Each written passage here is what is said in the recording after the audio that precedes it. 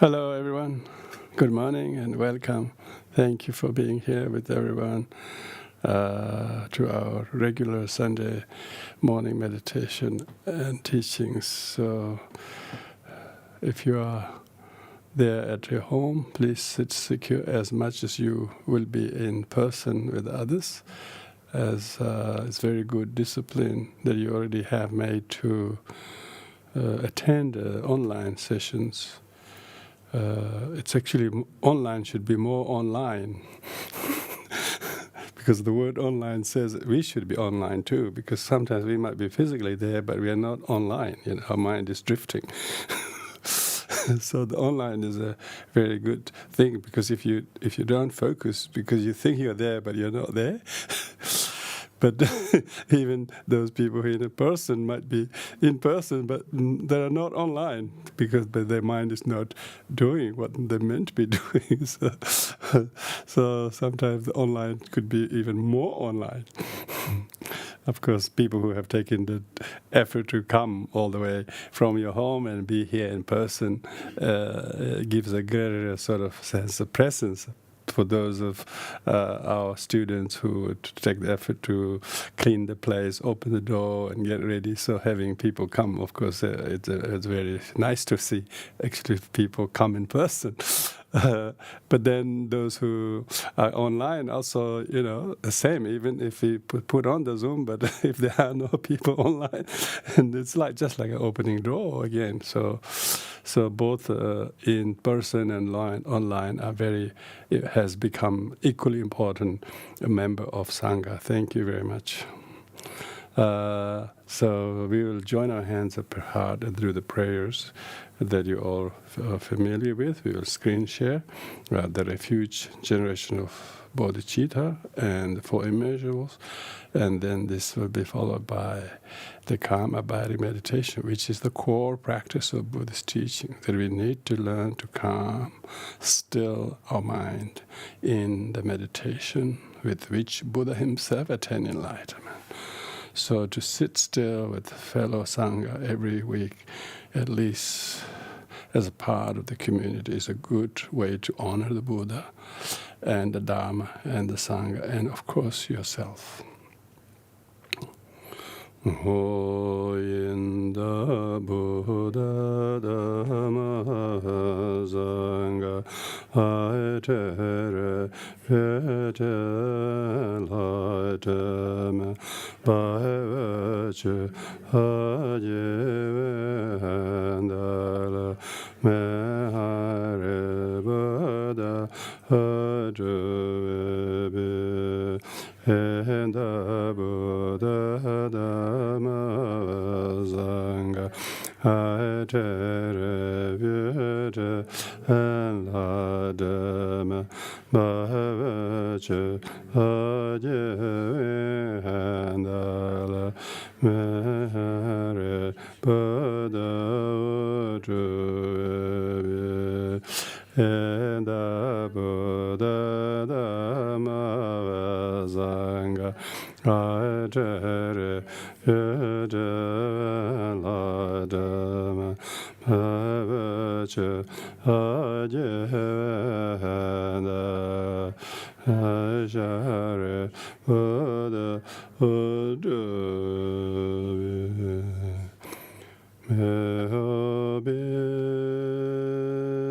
Happiness, happiness, and the cause of happiness, may they be free from suffering, and the cause of suffering, may they never part from the happiness that knows no suffering, may they dwell equanimity, free from judgment and truth and far. May all beings have happiness and cause of happiness. May they be free from suffering and the cause of suffering. May they know apart from the happiness that know no suffering. May they dwell in equanimity, free from attachment, aversion, those near and far. May all beings have happiness and the cause of happiness. May they be free from suffering and the cause of suffering. May they know apart from happiness that know no suffering. May they dwell in equanimity, free from attachment, aversion, those near and far. So now we'll do the calm abiding meditation. We'll allow about 3 parts so that you can exert the effort, not too long, but during that first slots of 10 minutes, you try not to compromise and try to refresh your concentration or awareness or techniques, or whether you want to reverse or choose new technique or whatever it is, to keep your mind very still, posture as well as your attention, and most importantly, your intention should be very sincere, and therefore you try to uphold the motivation, the dedication, the patience, the endurance, not because you have plenty of them, but you try to build them. Most people give up as soon as they lack it, but it's because when you lack it that you need to see how to make it. Because people invented things because they lacked things, not because they had things. So people tend to give up as soon as things doesn't work, and that's really no good. You're not going to get any improvement. So that's very important. Doing it for the others, for your future, for your well-being of your mind, not just for the temporal, physical, me or my well-being. So that also endures your intention, motivation, and of course the technique. And then the attention should be very, very focused, not distracted or dull or demotivated or bored or tired, because I'm sure you all had a good sleep and had a good rest. So it's really good to give this meditation the best, sharpest attention. And so with this, I will now let you sit still and make sure your posture and your back, your gaze of eyes, your hands, all are properly synchronized. Because the main thing is the body, isn't it? The mind needs to calm and tame the posture and the body language. The Buddha himself spent a lot of time getting that right under the Bodhi tree. He learned to emulate the tree that is so still and so giving. He didn't lean on it, but he just remembered how strong the tree has its roots, and then stood still and grew and grew and grew. And he wanted to learn from Mother Nature. We too must think of such Buddha-like Bodhi tree that we can lean on through his example. So I'll let you do it. Thank you.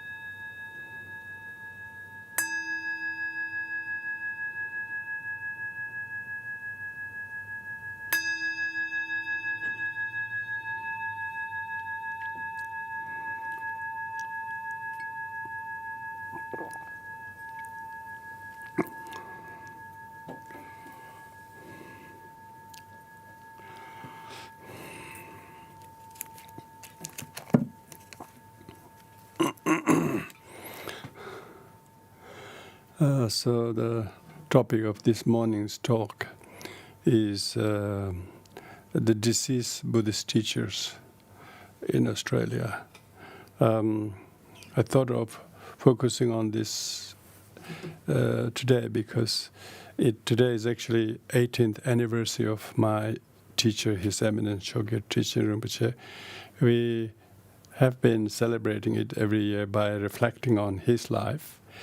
But this year I wanted to focus on the other teachers that I've known, who are not necessarily my teachers, but they are very important to us, to the Buddhist landscape of role that some of these teachers have played. I don't want to think that I know all the teachers who have come and passed away in Australia because of the vastness of Australia and numerousness of the cultures.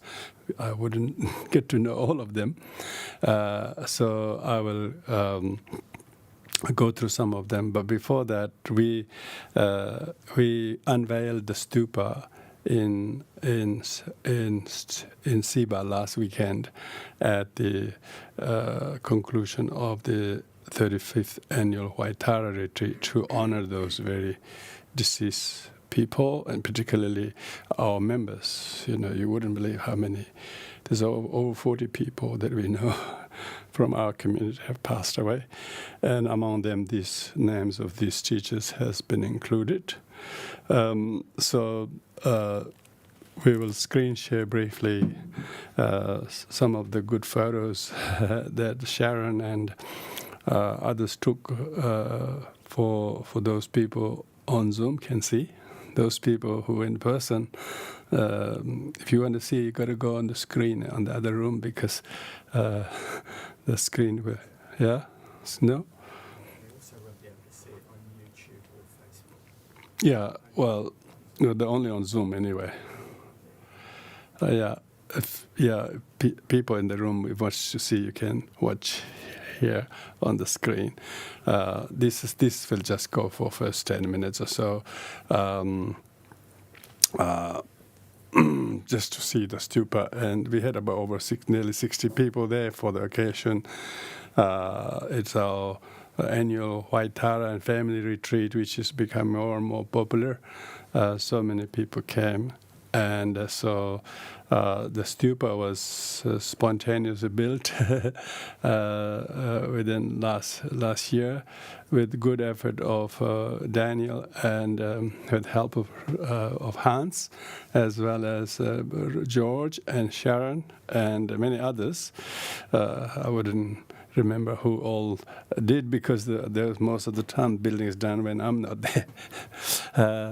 But the stupa is 2 meter high, but it has got that base, which is nearly a meter, so it's nearly about 3 meter high. And so a plaque will be put there with all the names we mentioned. So we decorated, a few of us painted some of the traditional decoration on hours before we unveiled it. But the stupa topper you can't see. Stupa topper is the top bit, the bronze bit. That's nearly a meter in itself. That was brought in from Nepal because we can't make them here. But the rest is all concrete. And also we imported 80 kilos of printed rolled up mantras from Nepal, and so they've been all there. So it has taken quite a lot of effort to do that. So the stupa is usually built in memory of a deceased. Doesn't have to be some holy beings, could be your loved ones. Traditionally, Buddhist people don't build monuments where you put the names of your family also as a headstone type of thing, but they usually build a stupa in memory of them.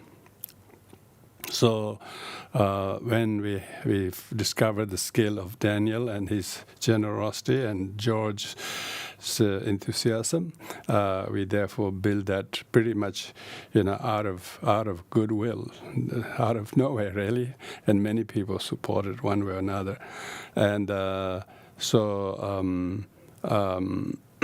So all the people who have contributed are remembered, as well as those whose name who are the deceased.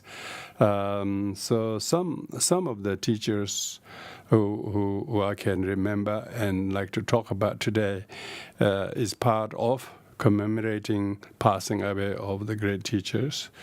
Because passing away of great teachers itself is a teaching, in the sense that we too are all transient living beings. We are living on the brink of death, really, because death could come at any time.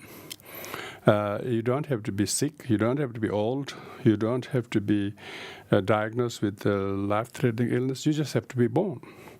And quite a lot of people have died at least unexpected places and times. So therefore, looking at the passage of death of fellow friends or teachers or others in your life is always considered a very important teaching for Buddhists, or teaching people who really can be inspired from those teachings. Because we become so materialistic and grasping to our life as it is real, as it is permanent, when it actually is not. Buddha's main teaching says that we have to, if we can think of impermanence, and then we are able to let go of many things, whether it's emotional hang-ups or hurts or pains or wrong views, or you are still holding on to them as if your life has many value left to hold those cancerous thoughts. Your life is jeopardized by those very ill will and resentment and guilt and negativities. So Buddha said that thinking of impermanence is like listening to the core teachings of the Buddha, because it enables you to let go your own suffering and the suffering that you yourself are deludedly holding on to as you are permanent and you have something to preserve, your righteousness or whatever the case might be. Or even the object is not permanent, let alone you and the problem that you think it is. They're all concocted and almost exaggerated by your desire and anger. Because your anger is so strong, you see the thing much more than actually it's worth the effort. It is just like a passing scenery, and you keep replaying that. And you're not able to let go of that, and therefore you're stuck. So remembering the life of teachers is not only saying who he was, what he did, and so on, but what his very, very existence of all these Buddhist teachers were very much like the spokesperson of the Dharma. So among these, most of them are Tibetan, but one is not Tibetan. He's Englishman, and he came before all the other Tibetan teachers I'm going to talk about, and his name was Prakantipalo. Prakantipalo was an English soldier who was serving in British Army in India, and then it's quite boring to be always carrying a gun and in a foreign land, thinking that you're going to help the people, but when you're actually shooting at them. But he stumbled at Buddhist books while serving as a British soldier. So that's how he became Buddhist, by reading books, and then he realized he slowly became a Buddhist monk. So he became a Buddhist monk. He went to Thailand, and he studied with some of the most senior Thai monks. And if it wasn't British, if he was a Thai, he was senior enough to become Sangharaja, the highest monk in Thailand. But because he was not a born Thai and not a Thai nationalist, he didn't quite reach that status. Not that he wanted to, but he was that senior in terms of his discipline, knowledge, and all the goodness. He spoke Thai and Pali fluently. He taught Dharma in Thailand, and so sure he was like a right-hand man of the Sangharaja of the day. That's in the 70s. Anyway, so he moved to Australia and he taught in everywhere. There isn't a single place he hasn't been, and so also goes in New Zealand. I met him first time in 1983 in Auckland. So that's nearly 40 over years ago, nearly 50 years. And he was really tall, very, very severe. I shouldn't use the word severe, but very, very sort of ascetic monk. He really was an ascetic monk. He lived by the book, and he had an amazing influence in spreading Dharma everywhere. And then, and there we celebrated Buddha's Vesak at the Buddhist group there. Quite a few organizers came and did together, and I met him there. And so, not often he meets a Tibetan who speaks English, so we were able to talk a lot. And then later, when I moved in Australia, that's when '86, we both were invited here in ANU to give a conference. So there we met. And then I really knew, I get to know where he is. So he's actually based in Sydney, the big Thai community there. And there he was middle of building the Wat Buddha Dharma up in Wiseman's Ferry. It's one of the oldest Thai or Buddhist retreat center. And he basically built it, with all the help of everyone. Anyway, so he has been teaching Dharma everywhere from South Australia all the way to Darwin, from Perth all the way to Sydney, as well as New Zealand. It is actually through his introduction I got to travel to many of those places, and so we managed to have quite a few sister centers as far as up in Rockhampton and Townsville and Magnetic Island. I would have never gone there. It wasn't through his recommendation asking me to go there. So his contribution just to me is that big in the sense he saw the seeds and may enable other teachers to be introduced to the other people.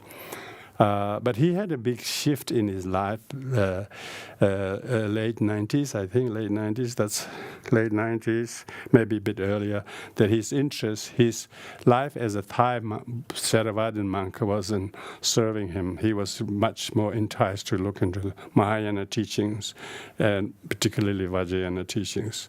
So he has taken up Tibetan Buddhist teachings very seriously. Of course, it wasn't supposed to be allowed by a staunch Theravadan monk. Shouldn't be receiving teaching from other traditions. But he was so knowledgeable enough. He knew that his own intellectual or spiritual growth warranted that. So he went and attended quite a lot of Tibetan teachers, but mostly one Tibetan teacher in America, who also later on visited Australia a number of times. So he became a student of Dzogchen, the Nyingma tradition. So later on, not only that he adopted the Tibetan teachings, but he also started to try to invite Tibetan teachers at his temple, and I also went and taught something at Wiseman's Ferry. That's his 99 or something like that. So he was really trying to open up his tradition to have other teachers, but it was frowned upon by the traditional Thai conservative community. So in the end, he left. And he wrote a big letter of whatever he was, his reason to leave, and then he fully. Later on, he married. He married. He became a householder teacher. It was the right thing to do because that's what he loves, and then he married a very nice Sri Lankan woman he met in Sri Lanka. And then he became a less householder. The Theravadins didn't want to have anything to do with it because he gave up monastic and so on. But but because of his knowledge and his positive influence, he still have many old students who still totally supported and believed him. He probably lived more like a householder and not having really big intention to reinvent himself. But then when he nearly couldn't have his wife come to Australia because of the visa situations and so on. Then he wrote to me saying whether I could help. So then we wrote a letter. This is a very good, really reasonable letter because I have known him so many years. I know who he is, how valuable contribution he made to Australia, and he should be allowed to bring his wife to Australia. Otherwise, we will lose this man's skill, which is true, you know. So thankfully, authority listened to the letter when he got interviewed, and they gave his wife the visa, become permanent resident. So we became much closer on many levels because I was sympathizing him, you know, because usually teaching says if you practice Theravada and then you develop from that, then might be Mahayana and that Vajrayana. That actually teaching says that, and so usually you don't see anyone prominent, a Thai Buddhist monk, doing that, whether they'll see that as a gradation or not. Probably they see a bit of a demotion, not staying as a monk and become a lay person and then try to reinvent itself. Most people would see that as a sort of going backwards. But he actually did exactly the opposite. You know, he became householder. His wife supported him 100%, and then he formed a Buddhist community up in far north Queensland, in Cairns. He called the center Bodhicitta Center. So that shows how much he has changed from being a Theravada. He called his center Bodhicitta. And our friendship blossomed very much. So he wanted me to go there and give empowerments. And he took up White Tara because Tara was very important for his long life. And so, anyway, so his influence is unforgettable.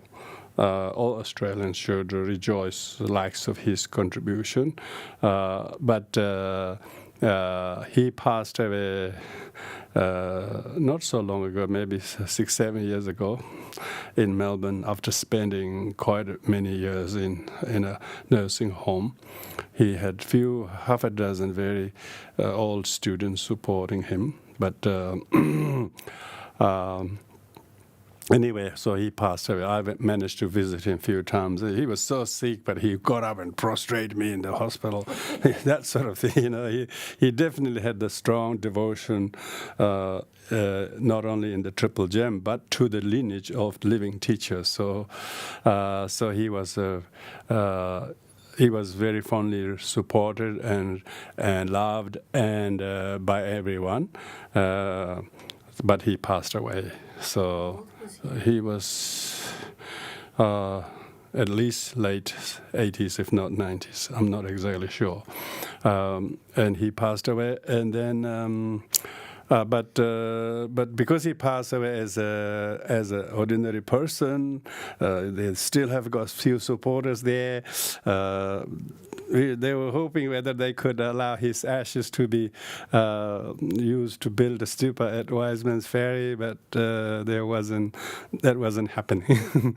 So I said to his ex-wife and his followers, look, I will definitely remember him, and we will build a stupa, and he will be honored.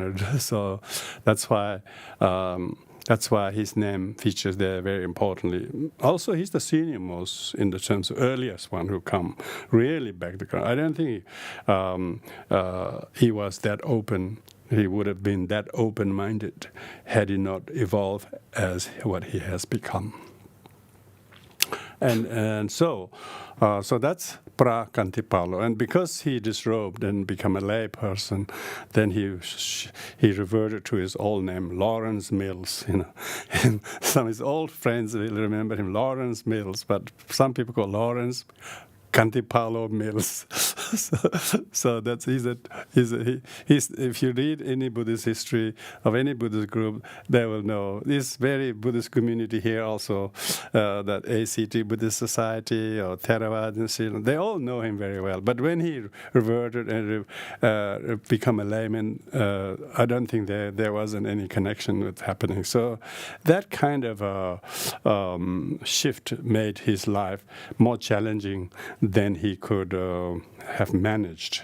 But deep down, he wasn't affected by that. He deliberately wanted to become nobody, and that was really the teachings really about give up that status you think you deserve, but be what you really are inside you.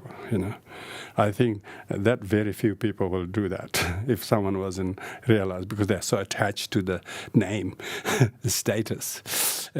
He was bold enough to say, no, I'm not going to be a monk. I'm not going to pretend as one. There's quite a lot of pretenders out there. Yeah.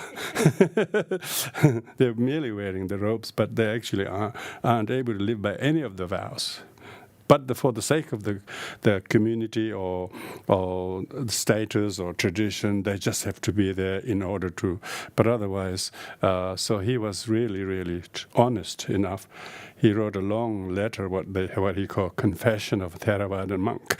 It's all there to be read, in which he said why his shift took place. Which is really, he didn't say I was shifting my anything like that, but that's what it is. He thought the vow of a good heart is probably surmounts any other vows. No matter how holy looking you are outwardly, but inside, if you haven't got the altruistic motivation for the benefit of others, so that showed, because when he opened the center, he called it Bodhicitta Center. Then later on, because he got very old and his wife left, and he had all kinds of experiences that made it impossible even to continue the center. Then the center was dissolved and gave it back to the center that I started up in in Cairns. So you can see actually that he wasn't holding on to anything. He let go of the rope, he let go of the center, and he let go whatever else is, but his legacy still continues. So that's really Prakantipalo. We remember him, honor his contribution. So the other teachers, Tibetan teachers, are from different Tibetan lineages, I must say, from Geluk, from Kagyu, and Sakya. I don't know any Tibetan Nyingma teachers who became ever a resident, let alone teaching here. So I can't say what I don't know. But the earliest Tibetan teacher who came to Australia is Geshe Lodden. Geshe Lodden was invited by FPMT organization, that's Lama Zopa's organization, one of the strongest Buddhist Tibetan community in Australia, and they invited him in 1976. So this means Lama Yeshe Lama Zopa would have come at least in 1974 or 5 in Queensland. I know in Diamond Valley, that's how they started the one retreat, and it started from there.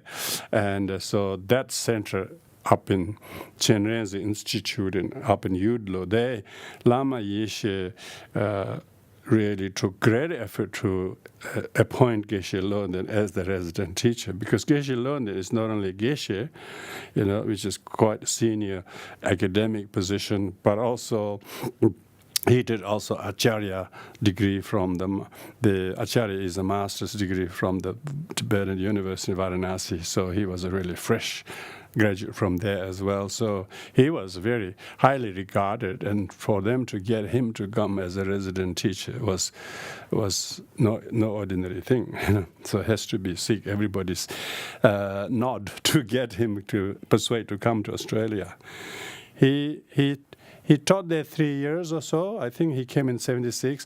But then after 3 years, he sort of went back to India, and he sort of didn't want to come back anywhere under that organization. So he told them he's not coming, or I don't know exact details. But within 6 months, he came back. he said he won't come back, but he's actually came back, but not under that organization, but independently. So then he start teaching. I don't know exactly, but maybe not in Queensland, just to because he didn't want to sort of upset them because not coming back to them. So anyway, he started from scratch in Melbourne with his own those old students, and Geshe-la has some quite few old students who has really stayed very long friendship with them. I have visited him many times before he had bought the place in near the airport, or built the place near the airport, and quite a few of them are very devoted student, kept a long time. Anyway, so Geshe-la not only his English very few can understand. I can't understand, but his student can understand. But when you listen carefully, yes, he's got a heavy Kampa accent. Otherwise, he's speaking quite good English. he was really, really good because he probably copied Lama Yeshe, you know. Lama Yeshe was like that. Lama Yeshe's English was just as any Sherpa English would be. You know, and all the Sherpas' English is not a literary English. They just learn because of carrying the baggages of the tourists. And Lama Yeshe's English was bombastic, you know. And Geshe-la, I think, learned much to copy Lama Yeshe. And anyway, he has a very strong following. He was teaching many of them. He wrote many books. He not only set up many centers, but he invited many other teachers. The one Lama who brought him out also passed away, Choedak Rinpoche. He's quite a senior Lama from Serame. And then many other senior geshes. Most of them I don't know and not even name, let alone in person. So he brought many teachers in Brisbane, in Perth, in Sydney, and Melbourne, and so on and so forth. His own nephew came. But his nephew didn't quite make very well, and he got a culture shock. He got mad. I think his mind went crazy. He went back to India. He can't cope with Australia. So Geshe-la then brought many teachers, but strangely, no one have stayed at his center as his successor. I don't know what. Anyway, he passed away around 2012 or 13, and so I'm sure some of his old students are upholding. They got a very beautiful temple. You know, that's the first purposely built Tibetan Buddhist temple in Australia was that. You know, in near the Melbourne airport, near Tullamarine. It's a big land. It was an Italian villa or something. He has got few good professional students, and they bought the land and house, and so it's there. I visited them a few times, and so I believe they are keeping, but somehow they never had a Tibetan teacher who was appointed by Geshe to succeed him, or even his own student. Because I know someone called Toby Gilly. He's a senior student, but he's not there operating. So the succession to these teachers who have passed away has been a problem in Australia. Kantipalo has now one because he died almost like a loner. And Geshe-la passed away with a big center there, but some of his students are holding there, but they probably are looking for his reincarnation. That's what Tibetans are always preoccupied with, and I'm sure Westerners are copying that tradition. I wouldn't be surprised. I heard some rumors that they have actually found his reincarnation. So maybe that's their future hope. They have to wait 20 years for him to finish all the study in South India first before he can learn to sit and talk. in Australia. So that's a long way off. But in between then and now, if all his senior students will be definitely holding the center, because it's such a beautifully built place. So Geshe Londen's contribution is incredible, really, and I'm sure all the students should rejoice that and remember that, and all the Tibetan teachers who came, who invited by him as well. And then some of them who went off and did their own center, didn't want anything to do with Geshe Lodin. So that has been happening with the teachers who brought other teachers, So that's quite, maybe that's a teething problem for the establishment of centers. The succession is not quite happening. Instead, the person you thought will succeed you went away and to start his own thing. So that's probably... on the surface looks a bit funny, but deep down he has caused others to start new centers and Dharma to spread. So Geshe Londen's legacy should be rejoiced. Those who have went away and started their own center has nothing to do with Geshe Londen. That's not the case. We are all interdependent, remember, so we shouldn't really think like that. We're all dependent on formally, not only this life, but even previous lives, teachers, goodness, we are able to do. So Geshe Londen center is a very big center. If you go to Melbourne, you should visit. Sometimes it may be a bit difficult to visit some of the centers unless you organize, unless you've made prior arrangement. You can't just arrive at the gate. Sometimes they're locked. They wouldn't answer the gate sometimes. So Geshe Loden he also did lots of humanitarian assistance to the Tibetan refugee schools in India and back, and quite a lot of Tibetan teachers have been very much, that has been their maybe second aim is to raise funds to help their refugees. So Geshe Loden has been doing that very well. Not only that he helped individual children or something, but he even helped the Tibetan administration in the school education department itself quite in a big way. He did that quite a few times. So, and that also should be really remembered. So that's Geshe Loden La. The other Geshe is Geshe Dawa, who was a resident teacher, Tara Institute, another FPMT center. Geshe Dawa never spoke any English. He never tried to. So he always had to rely on translators. So that's what most teachers who have to rely on translators, they are really...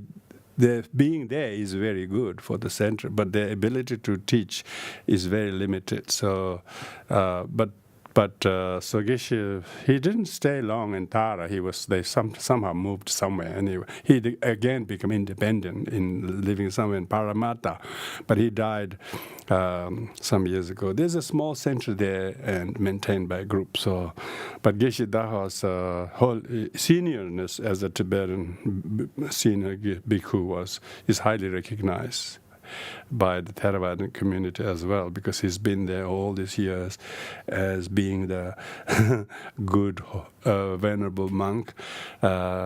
So he in the end had a nephew or someone from Tibet come, and he was really fully supported because he was really much on a wheelchair. So he needed to support that way. He also tried very hard to bring the head lama of his home monastery in Tibet, called Lap Kyabgon. He brought him out, a young man, but that young man didn't quite fulfill his role. He also disrobed and didn't do anything to support Geshe-la's wishes. So that's how I'm saying this, because this is the problem in succession has been a problem with Koloro. That shows how new culture or lack of this understanding has made it very challenging for all of them to be able to do that. The other teacher I want to recall is Talik Gyamgon. Talik Gyamgon is a senior, really, reincarnate Lama of Kagyupa lineage. He was among the half a dozen men, tulkus, who 16th Karmapa had put great hope in, and he was the eloquent English speaking among all six, and he was even 16th Karmapa's translator before he made his shift. And his shift was he went to study in the Varanasi University for a few years. I don't think he finished any significant degree there, but nevertheless he disrobed and fell in love with one of the English girls who came to see the 16th Karmapa, and he followed her. He didn't follow 16th Karmapa. But then he came to Melbourne. I don't know how he came to Melbourne. He came to Melbourne fairly early in the 80s. And he took up. He managed to get admission in La Trobe University and did. I think he did a master's in some religious study or something. I think he finished that. I'm not sure. But his English is very good. He has he really presented himself not as a Tibetan in robes or anything. He always wore, tie and like Chogyam Trungpa style, because that's the kind of a trend. All the Westernized Tibetan teacher will say, look, we should be just like an ordinary person and just talk sensibly instead of thinking you have to be wrapped up in brocade and drawn on hats and all that. He always sat with taught, and Talik Kyabgun had a good influence in Melbourne. He had developed a good sangha. One big thing that his organization called Kagyu Evam Buddhist Institute, so the KB, Kagyu Evam Buddhist Institute. They run many summer schools on Buddhism. They invited me so many times from the late 80s throughout all the 90s, almost every few years. So I got to know Talik very well. He was so open-minded, and his heart was really incredible. You can see the people may not wear robes, but their heart is totally in the Dharma. So he was one of them. People misunderstand those who wear their clothes, because Buddhism always worshipping robes, They don't try to see the person in the robe, they try to see the robe in the person. So when I saw Talik and always wearing not wear ordinary clothes, even when others come with some formal Tibetan-looking clothing like I do, he never tried to wear a Tibetan thing. He always wore his normal clothes. Occasionally, then at one time he visited Tibet, I think, because he's highly regarded as a reincarnated Lama in his hometown, For them, whatever shape and form he came, they will prostrate on the floor and do anything for him. So when he went back, he was forced to wear all the robes and the hats and so on. Anyway, so there were some photos of him wearing those. He looks very uncomfortable. You can see he really didn't look comfortable there. He was much more comfortable, giving teachings to Australians, even having a drink a little bit, So he was that kind of liberal, kind of a very relaxed, but still really touching people in many different levels dharmically. So he operated on that level, and some didn't understand him, because they don't. They're so culturally biased to robe and particular way how the Buddhist teacher should be,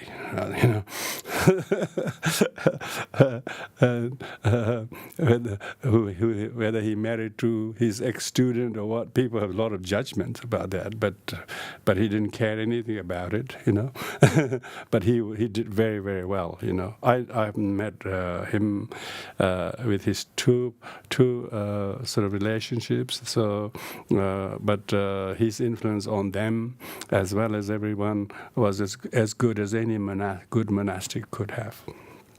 But Talik Rinpoche did have a very poor health for whatever reason that is to do with, everybody has a karma. And he died around 2012, I think. But his center bought a retreat center in Hillsville. I think that's still going on all right. It's fairly dilapidated old building. I'm sure they have renovated. They run many retreats. They hire it out, and some of his groups are there. And his wife, he's also become a considerable teacher, Buddhist teacher, Felicity Lodro, she calls herself. So they always run summer school in Melbourne. And she's supposed to be involved in that. I'm not exactly sure whether her direct involvement with that center is that strong or not. So that's also the continuity of that is he brought some monks from his monastery from Tibet to just to be in the center, but I don't know how capable he or they have become to. But he has fairly all senior students. One or two even did 3-year retreat in America or Europe, so they're definitely able to keep the center going. And as far as I know, they are continuing. And but because Tibetan, because he is a Tulku, they have found his reincarnation none other than in Eastern Tibet. So I don't know what his role will be about Thalik Gyamgon's work in Australia. That's not sure. But anyway, Thalik Rinpoche has he has written quite a number of books too. Both Thalik Gyamgon as well as Geshe London has quite a number of books they have written. Not many Tibetan teachers are able to write books because of the linguistic kind of problem. But Thalik is very conversant in English, and he was really a bookworm himself. He admitted that he spent more time reading than meditating. He said, my meditation is reading books. You can see how well he read is when he gives talks. And he has also written quite a few good books, very easy to read books. So that's Thalik Gyamgon. And I have a very close connection. When he saw the Sakyakoma teaching came in 2003, he was invited and visited center in Hillsville, and so on and so forth. So it's good to remember Thalik Rinpoche's work. And then the other teacher that is our Sakya teacher is Gyaltse Tulku Rinpoche. Gyaltse Tulku Rinpoche is one of the few Sakya reincarnated lamas who can speak English, and he came in 1988 to Australia at the invitation of Dzongtsar Khyentse Rinpoche, who at that time has a center up in Kyogle called Vajradhara Gompa, where Dzongtsar Khyentse Rinpoche had the vision to invite teachers of all Tibetan Buddhist tradition, because Dzongtsar Khyentse propagates the Rime, a non-sectarian movement. All his predecessors did, and so he invited His Holiness Sakyakoma teaching 1988 and 1996 and so on, as well as he invited Drukchen from Kagyu, and he also planned to invite Kalu Rinpoche. Kalu Rinpoche was already, his brochure of his visit was already printed, and I was involved in organizing that. This was in the 80s, late 80s. But he died before we could bring him out. So Dzongtsar Khyentse had all this vision to bring all the teachers from different lineages. He also brought Jitsun Kusho. Her eminent Jitsun Kusho came to Australia in 1989 at the invitation of Dzongtsar Khyentse to teach up there. So anyway, to cut the story short, Gyaltse Tulku Rinpoche was invited by Dzongtsar Khyentse Rinpoche to become the resident teacher at Kyogle. And he did. He tried to be resident there. But Kyogle is a really bush, right in the bush, right in the New South Wales country. And it's right in the country. And if it rains, you wouldn't get a car up the hill. So it was real Gompa. Gompa means solitude. It was real. And he got bored, He got bored. And anyway, so he then moved down to Sydney, and there were, of course, few people who, students from His Holiness Sakya Tenzin came in 1988, gave Lamde in Kyogo. So there were already a few students here and there. So that I was there already, you know. I was in Australia, I was in Sydney. And so we met very quickly after I discovered he was, because I was here before him, but he was deliberately brought in, supposedly to be the resident teacher up there. Anyway, so when he was in Sydney, I was also living in Sydney. We formed fortnightly Vajrayogini talk. We were doing that because His Holiness Sakya Kongma Chejang gave Vajrayogini empowerment, 7-day Vajrayogini empowerment, Lamde, up in Kyogal in Sydney, Galston, up near Hornsby.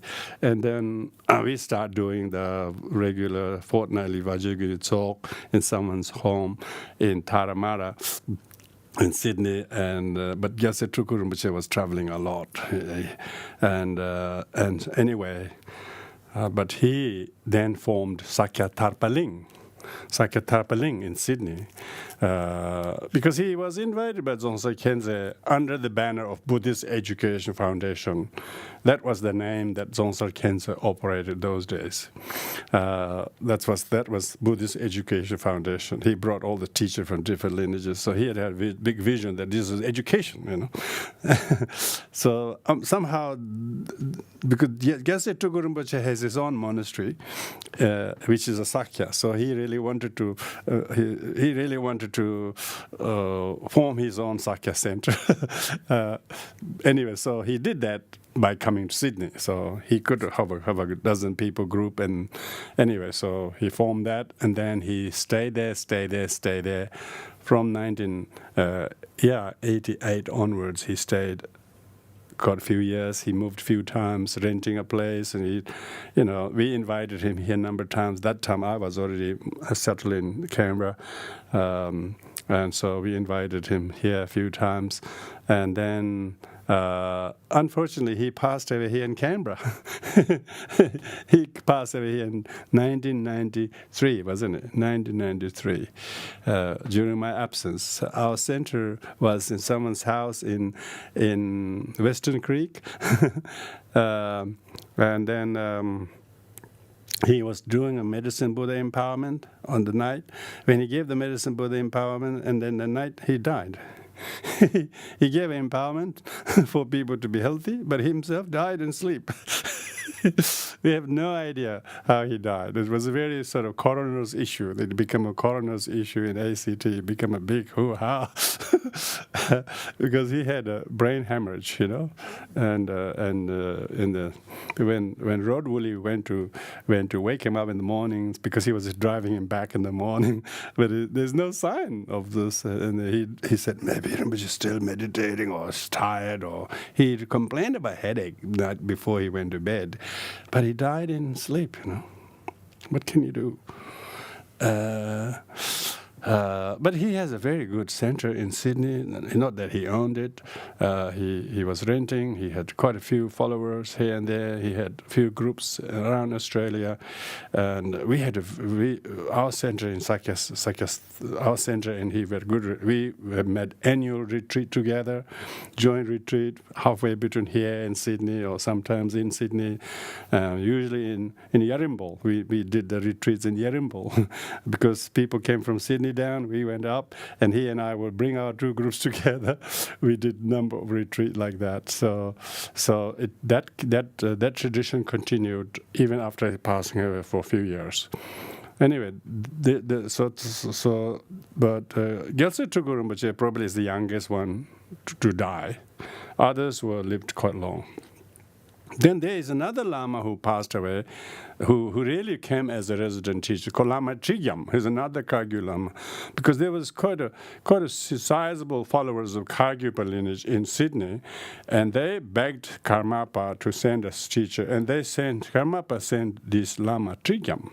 Lama Choedak is a very authentic, traditional monk. You know. He hadn't got a clue about what Westerners think and do, wish or believe, and he had no idea what.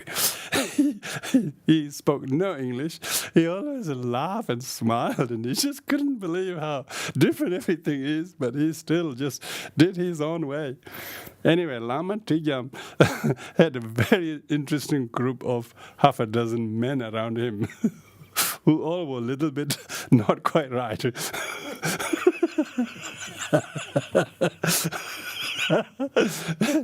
But Lama Choedak was looking after them like his children. He's really incredible. He knew that they need help, and they trust him. So he rented this big house, all lived together, and he laughed. Misunderstanding after misunderstanding. He's laughing all the time. And he invited his own psychiatrist in 2003. He went to the house.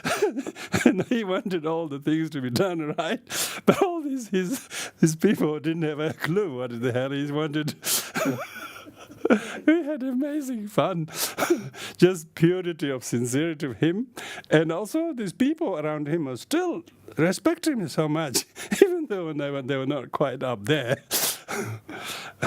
So later on, he had a long sickness. Whatever the sickness, he just ended up in a nursing home. He couldn't maintain the center. He brought out a translator, which is a Tibetan woman. Came from Darjeeling. They thought she was a translator, but she hardly knew any Dharma, let alone English. But she came just so that she can come. Anyway, so because he was his assistant, but I don't think there was much use of a translator, but he at least became his assistant some regard. But later on, she couldn't help him enough, so he had to leave a nursing home. So the Lindfield, they based their center in Lindfield. They operated quite a few times. At one time, that was when I was in Sydney in 1985.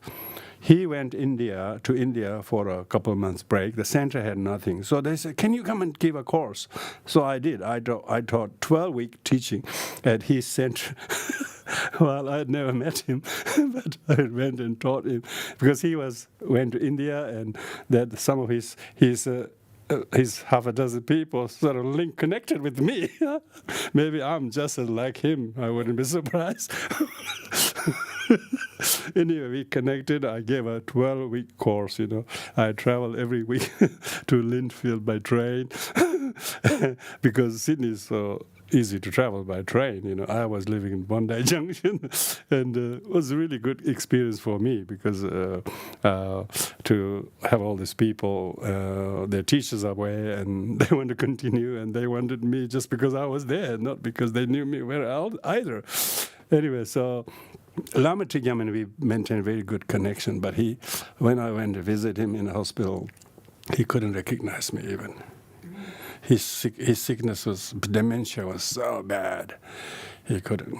Anyway, he passed away. I don't think it has continued as a center after his passing away, and that was it because there was no continuity. So you can see from this talk, quite a lot of Tibetan teachers have come and passed away, and some of them have done well because of their students are able to continue. Others just disappeared because the teacher disappeared. So what does this say about is that death of anyone creates a big hole, and if that precaution is not kept, that hole will get big hole, and then it wouldn't continue. So some of the teachers life has continued like that. But Gyaltse Tulku Rinpoche's passing away has not resulted that. They straight away brought to the attention His Holiness Sakya Kongma teaching, and then His Holiness appointed the Lopen Ngawang Tamcho at the time, and he's now since then become a Kempo.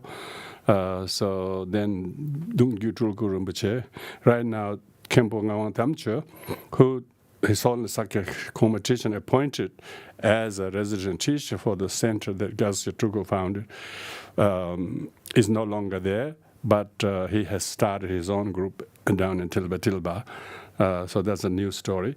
And but the second most important reincarnated Lama of that monastery, Dungyu Tulku, who is actually an integral part of the monastery, has been coming many times in the early 90s, early 2000, and finally he has become the resident teacher, and so he is now continuing the Sakya Tarpaling. The Sakya Tarpaling was started by Gyaltse Tulku Rinpoche, and Gyaltse Tulku Rinpoche's reincarnation has been found, and so that's Tibetan. Tibetans have every Tulku pass away, they make sure that he's reincarnated. They found him. He was raised and educated in India, but then he went to Tibet. And they haven't seen him back. So because of the political situation there, he couldn't be back here. But Dungyu Tulku, who is now grown up in his late 40s, maybe 50s, is running the center in Sydney, Sakya Tarpaling. So there is no hiccup with the continuity of that, because they have two Tulkus. One passed away. The second Tulku is actually now taking the charge of Sakya Tarpaling. So every center goes through ups and downs. They had to sell the house, beautiful center in Strathfield. They sold it 4 or 5 years ago, because they couldn't keep up paying the mortgage. So they sold it and they bought another house far into outside, even Parramatta, near Blue Mountains. So the center is Wallachia. Is it Wallachia? Wallachia. So the center is there, and Dungyu Tulku and we know each other very well. So he continued to keep the group going. So I would like to conclude here today. Thank you for joining me and Sakya, the Tibetan Buddhist Society of Canberra. We are honoring the works of deceased masters, and all the students and friends who have been part of it should not forget their kindness and contribution, whatever culture shock or health or whatever personal setbacks they went through. But they gave their life for the Dharma. And we must honor that, because they never, none of them came with any other purpose than to teach the Dharma. And when you see the passing away of Krantipalo passed away almost like nothing. He had nothing there. He had another house. He hasn't got anything to show, because his life was always lived like a monk. He may not have been a monk. He may be a layman, but he gave his whole life for the Dharma. And that's actually is what we should see. And same goes with Tralik Kyamkon. He passed away, but the center is there. Center is there to be continued by whoever is able to run. It's not taken away by his wife or his children or anything like that. So that's what it is. Whereas ordinary householders, and some old tradition, is kept by the person and his wife and his children. They take away. Then of course that's not the case. Any organization that really stays as the property of the public for the goodness of the society and its aims and objectives, then you can see those teachers who have passed away. Their legacy should be fulfilled and honored. And that's why we wanted to unveil and consecrate the stupa in their memory, as well as all our members. So thank you very much, everyone. Thank you. So we do the dedication of merits. As I mentioned, today is His Eminence Chökyi Tezhe Rinpoche's 18th anniversary. So instead of focusing on his life, we were looking at similar teachers who have done same job, and we should rejoice all the teachers and their commitment to the Dharma. And so, because we are this year is a very big thing for us. Our center, we are in the middle of the construction of a bigger stupa, and we just finished the smaller one there, and we wanted to pass on these Dharma activities to the very community that should all participate, to all join, to put the effort that we have seen all our activities from go to strength, not to over depend on one person, because no one is permanent or immortal. Okay, thank you. Bades merem evag da de vamen zage omnes me I liberato be from the ajana padharesened herenda mahayana jiji vadeva mere me o be gas de levas to da maya na jiji courage bajure nu as a manda badra de la follow it all the jade dege onemere mede zelem body jid tebe verena yedans where has been vomiting freely without generation.